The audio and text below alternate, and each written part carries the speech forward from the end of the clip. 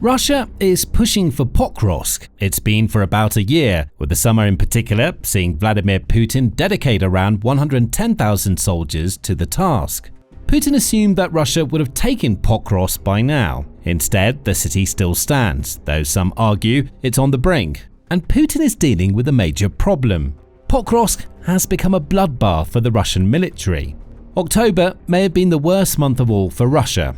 In a month from hell, Russia has suffered the colossal loss of 25,000 troops, and it's all thanks to the clever strategies Ukraine has been using to defend Pokrovsk. That's according to United 24 Media, which reported on November 7 that Ukraine has confirmed the deaths of 25,000 Russian soldiers during October alone. Bear in mind that this is deaths, not casualties. A casualty can mean anything from death to injury to capture. This is 25,000 Russian soldiers who have been permanently eliminated from the conflict and who will never be able to recover and terrorize Ukraine again.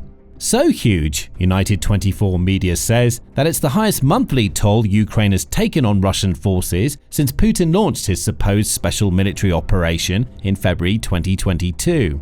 The figure was revealed by Ukrainian President Volodymyr Zelenskyy during a meeting with journalists on November 7, where he revealed that Russia's constant push for Pokrovsk accounts for the majority of the recorded deaths. In recent days alone, Russia has launched 220 assaults on the beleaguered city, many of which use heavy equipment that's vulnerable to Ukraine's drones. Russia's forces, though massive in number, are making themselves easy targets.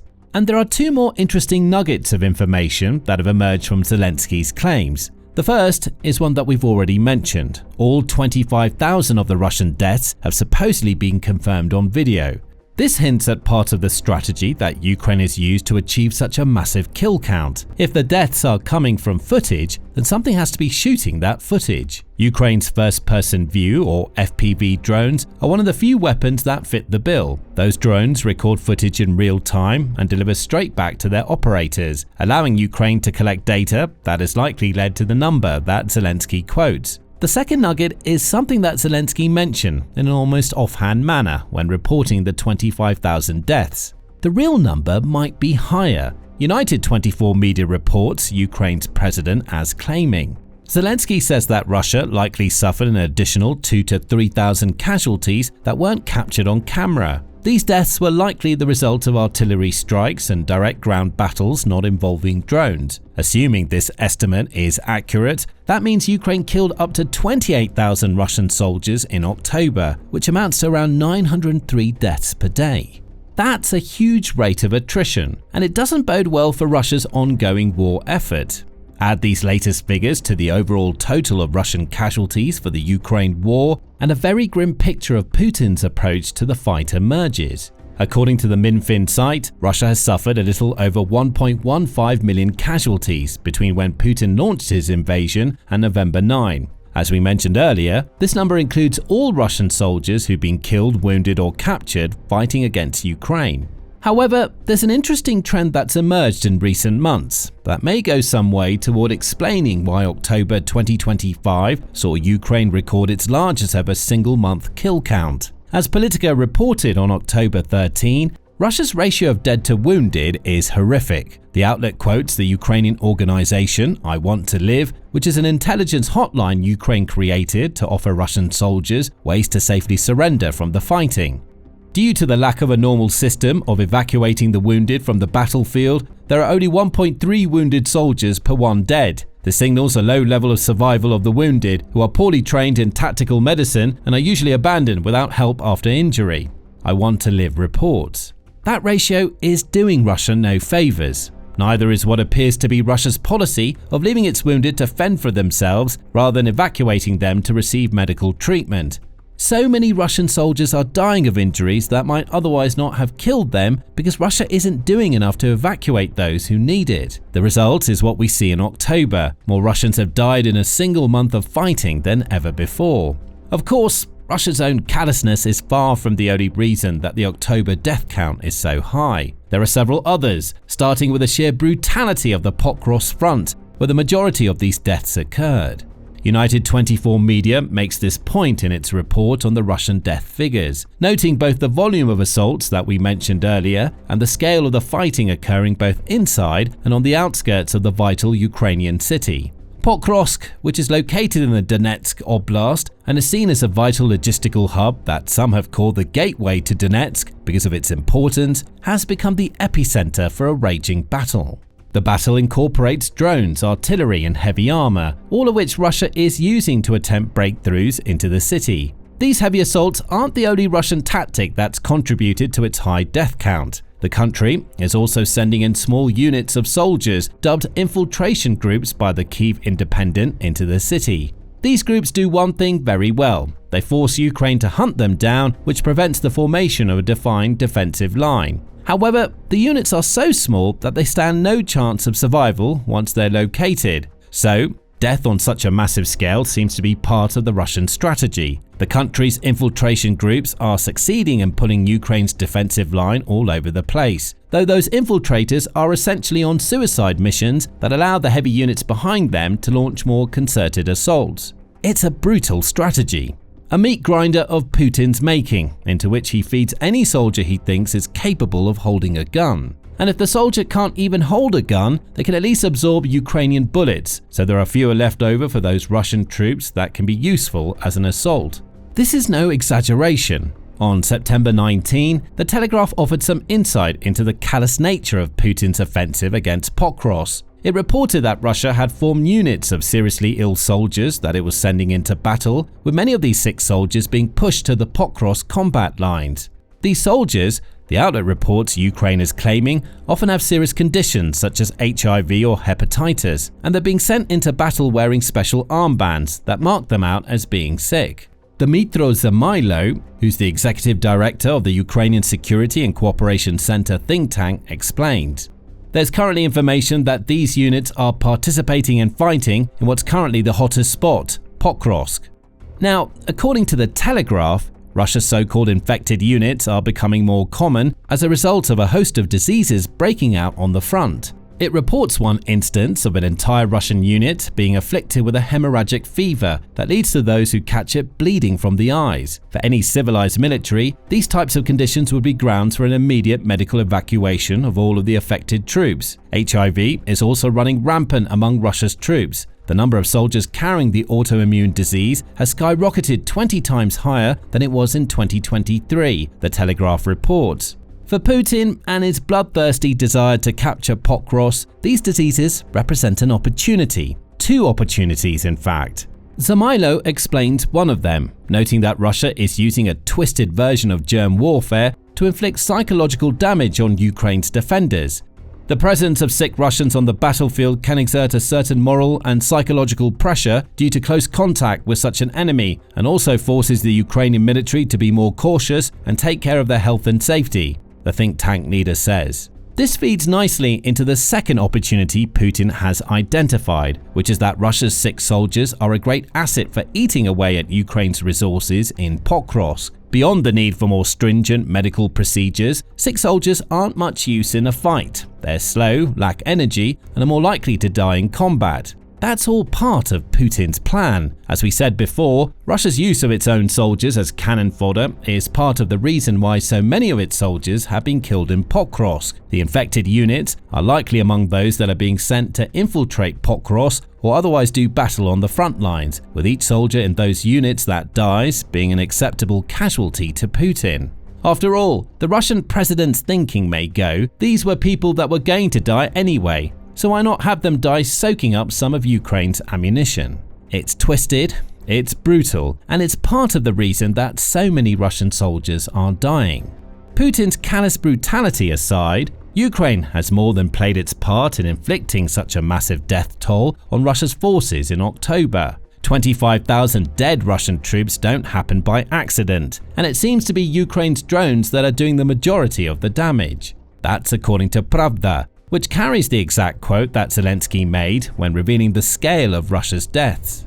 We have 25,000 enemy losses, dead Russian occupiers in October alone thanks to UAVs. This is an exact number because all of it has video confirmation. We have a program that awards additional points for verified actions, so the figure is precise. Thanks to UAVs is the key part to take away from this quote, and it confirms something that we suggested earlier in the video. Ukraine's drone-based strategy in Pokrovsk is tearing through the Russian assaults, and it's being aided by a strange form of gamification that offers Ukraine's defenders incentives to kill as many Russian soldiers as possible. The Guardian reported on this latest Ukrainian innovation on November 3rd, stating that the system makes drone warfare feel almost like a computer game. It's named the Army of Drones Bonus System, and it sees Ukraine soldiers being awarded with points for every confirmed kill or injury they inflict. FPV drones make all of this possible with the real-time footage they shoot of the battlefield, though it's possible that Ukraine is also deploying reconnaissance drones to tally up the numbers. Every participant in the game receives points that they can spend in an online store through which they can buy other drones and autonomous vehicles. The number of Russian casualties in September is double the number from last October, in part because the Kyiv government doubled the rewards for killing Russian infantry from 6 to 12 points, reflecting changing battlefield priorities, The Guardian reports. And we'd received a hint of just how effective this gamified system could be at motivating Ukraine's forces to kill as many Russian soldiers with drones as they possibly could. By September, 400 Ukrainian drone units were taking part in the new system and had recorded 18,000 Russian casualties between them. October smashed that record by at least 7,000. It's likely more, given that the September figures were for casualties, whereas Zelenskyy claims that the October figures are deaths only. Ukraine's drone-heavy strategy has become vital, Politico reported in August. At the time, it noted that drones were responsible for between 60 and 70% killed or wounded soldiers in the Ukraine war. The percentage now seems a lot higher. Based on Zelenskyy's figures, 25,000 Russian soldiers were killed by drones in the Pokrovsk defense in October, with up to 3,000 more dying by other means. That total of roughly 28,000 tells us that only 10% of Russia's soldiers died from artillery and other weapons that weren't able to record what was going on.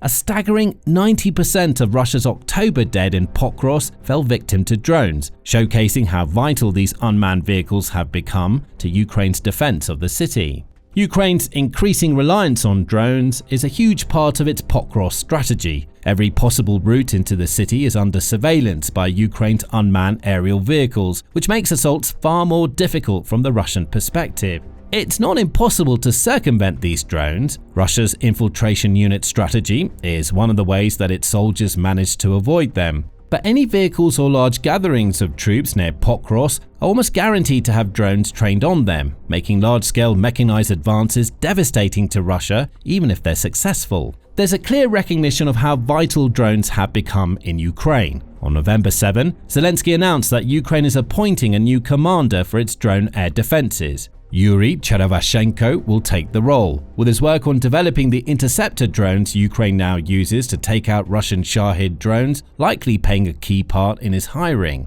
Granted, this new division may not focus much on Pokrovsk, where Ukraine is on the drone offensive. However, it's possible that the new commander could come up with ways to counteract Russia's own FPV drones, which would make Ukraine's drones more effective. Combine Russia's brutal approach to its Pokrovsk forces with Ukraine's drones, and you get a recipe for a Russian manpower catastrophe. A catastrophe that's cost Russia a record-breaking number of soldiers in a single month. However, there may be another underappreciated facet that's contributed to what Ukraine achieved in October. On October 14, military commentator Wes O'Donnell published an article on Medium where he asked an interesting question. Has the Russian military improved at all? The simple answer seems to be, not really. Sure, Russia has equipped its military with better electronic warfare equipment, along with drones that are either brought from Iran or inspired by Ukraine. However, the military culture inside Russia is still as damaging to the nation's military now as it was when Putin rose to power. No shared after-action reports, no honest debrief culture, no habit of admitting errors. If a battalion drives into a minefield at dawn, the next battalion is jogging past the same marker stones at lunch. O'Donnell writes of the Russian military. When knowledge is hoarded, you pay in blood to rediscover what your comrade learned yesterday. Translate this to Pokrovsk and you can see the problem. Russia's forces often go into battle unprepared for what awaits them because knowledge is hoarded. O'Donnell says that the country butchers the fundamentals. When Putin is sending ill-equipped, and in some cases outright ill soldiers into Pokrovsk meat grinder, this information hoarding culture could be as big a killer as Ukraine's drones. It could lead to Russian units not knowing that drones and artillery are trained on their desired entry point into Pokrovsk until they happen upon the remains of a unit that's already tried to penetrate in that direction. By then, it's too late. The kill count would rise higher. With 25,000 of its soldiers confirmed dead in a month, almost all of them in the Pokrovsk direction, the question has to be asked: what comes next for Russia? Russia may start to have a hard time replenishing such massive losses, for one thing. Back on October 6, David Axe reported that Russia had lost around 100,000 soldiers in its push for Pokrovsk. About a month later, we can add around 25,000 confirmed losses to that list, along with up to 3,000 unconfirmed. This is a bloodbath that's tearing through Russia's military. Axe said the same thing on October 15, suggesting that Russia may now be at the point where it's losing up to 20,000 more soldiers per month that it's able to recruit. The soldier surplus helped to sustain Russia's war effort in Ukraine, but now Russian field armies are running a soldier deficit. It's the inevitable result of the Kremlin's decision to double down on the already costly offensive around the fortress city of Pokrovsk in eastern Ukraine's Donetsk oblast, Axe suggests. Russia is trying to come up with solutions to these problems. As the Atlantic Council reported on October 16, Putin is looking abroad to account for the massive losses that the Pokrovsk offensive has forced on Russia. The council notes that even a mercenary from India has been captured in Ukraine, suggesting that Putin will take fighters from any country as long as they're willing to accept Russia's money to die for his cause. Soldiers from the Middle East, Africa and East Asia are reportedly making their way into the Russian military, often as mercenaries who see the Ukraine war as to make a lot of money quickly. Many of these recruits are told they'll serve in non-combat roles when they're being hired, only to find themselves on the front lines. Still, even with these foreign soldiers, Russia's death rate may finally be catching up to it. So, does that mean Pokrovsk is safe? Not by a long shot.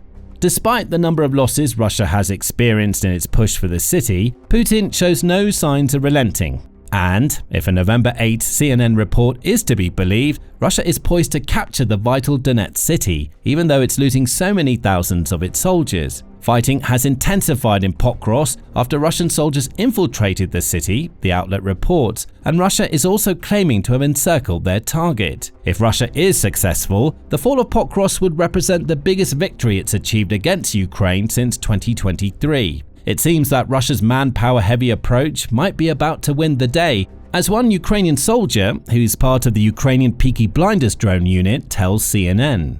The intensity of their movements is so great that Ukrainian drone operators simply cannot keep up with the pace, the soldier says. The Russians often move in groups of 3, counting on the fact that 2 will be destroyed, but 1 will still reach the city and gain a foothold there. About 100 such groups can pass through in a day.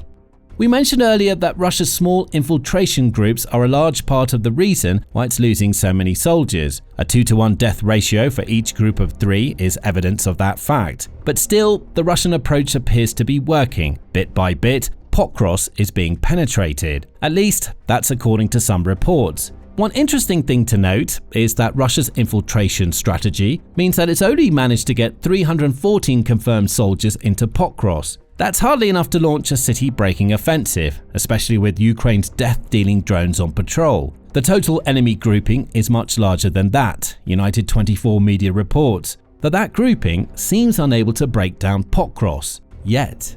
How long the city will hold out depends on how true the reports of encirclement really are. Either way, we can expect a lot more Russian deaths before Pokrovsk falls, and if Ukraine is to be believed, that fall may not be as close as Russia claims. Pokrovsk won't break just yet, Ukraine says, as it shuts down the Kremlin's encirclement propaganda. Find out more in our video, and remember to subscribe to the Military Show for more coverage of the Pokrovsk situation and Russia's colossal casualty count.